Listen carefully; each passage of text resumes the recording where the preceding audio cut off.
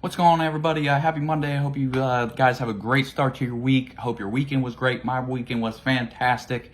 My buyer that has been dreaming of buying a home for 5-6 years. She's a buyer in a seller's market. It was tough. We showed her 30-40 homes. She got outbid 5, 6, 7 times on a house. We finally got her under contract in March. It's been a process, but we're supposed to be closing in 4 days. Did the final walkthrough yesterday. Everything was perfect. It was a beautiful home. She's so excited. I'm so excited for her. I love real estate. I love coaching basketball. You guys know that. If find something you love to do every single day. Find something that gets you out of bed every day. Find something that gets you excited every day. Find a way to make money at it. If you can find something you love to do, find a way to make money at it, and it affects people's lives at the same time in a positive manner, you've got a recipe for a great life there. So this weekend, put a lot of work into this. Reached out to a lot of my realtor buddies that are in the real estate game. Asked them these kind of questions. So today the video is going to be common real estate questions asked by buyers or sellers. Did a lot of research, took a lot of time on this. Hope you guys enjoyed the content. I don't do this to get famous or anything like that. I do this to give information out to the people who watch my videos and to build my own brand. Not doing it to get famous or nothing like that. So hope you guys enjoy the content and the time it takes for me to make these videos. I usually like to do no notes, but if you see my eyes going down, I have the list of the 11 questions I came up with based on reaching out to my realtor buddies. So please forgive me. But question number 1, how should I prepare my home for selling? Does it matter if you're a seller? Absolutely, it matters.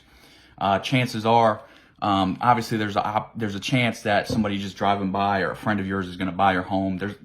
There's always a chance of that. But the overwhelming percentages and chances say that somebody online, seeing the pictures online, is going to buy your home. So clutter matters.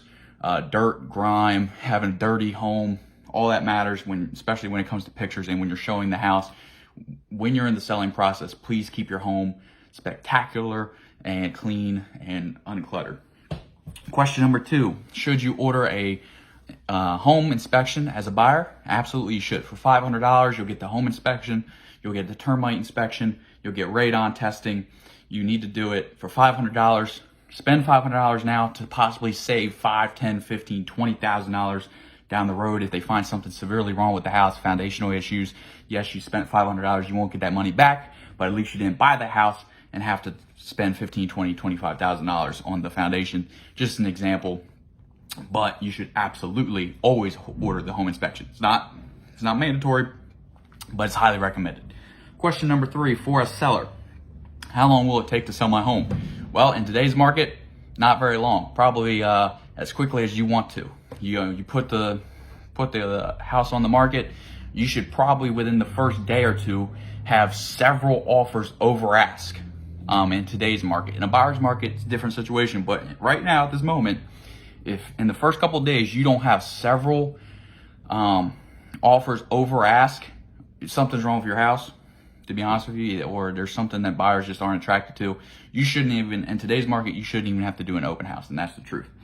Question number 4, what's the difference between assessed value and market value? This is for both sellers and buyers. Assessed value is done by the city or township that you're living in. Every year they come out with a tax assessor. He looks over your house, writes down everything about it, and determines what he believes the house is worth.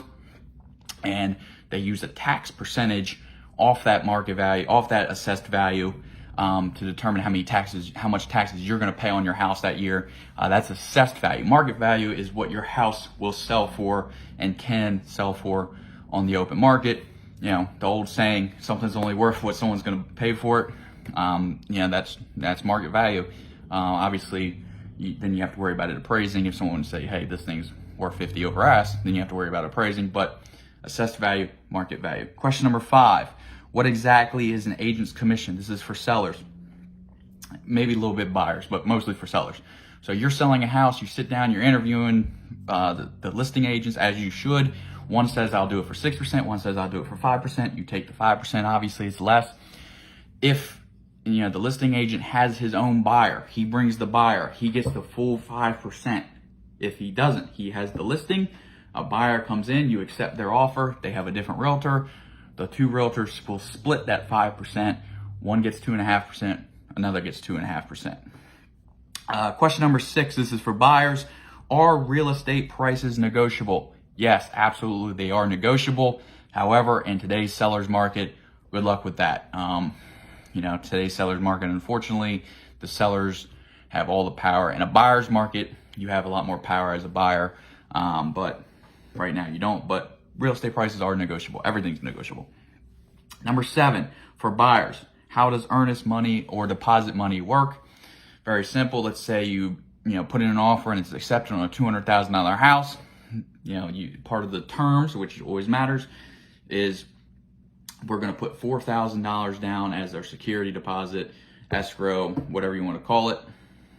All right, so that $4,000, let's say you're putting $15,000 down on the $200,000 house as your down payment. That $4,000 comes off of the $15,000, so that's $11,000 that you will pay at closing, and then the $4,000 you've already put down, that equals the $15,000. Number 8, for buyers as well. Can I back out of a house purchase?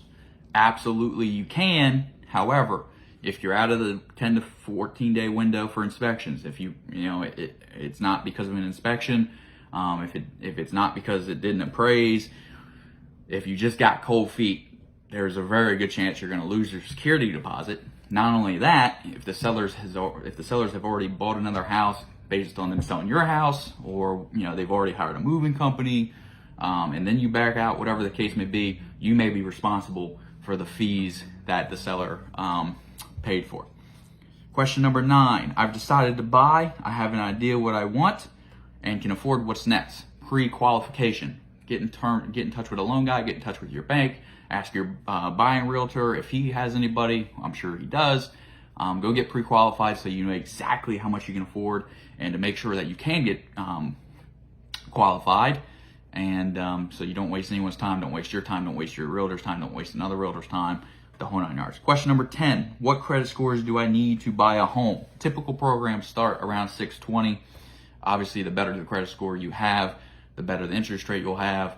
A lot more goes into that, but credit score wise, a typical program start around 620.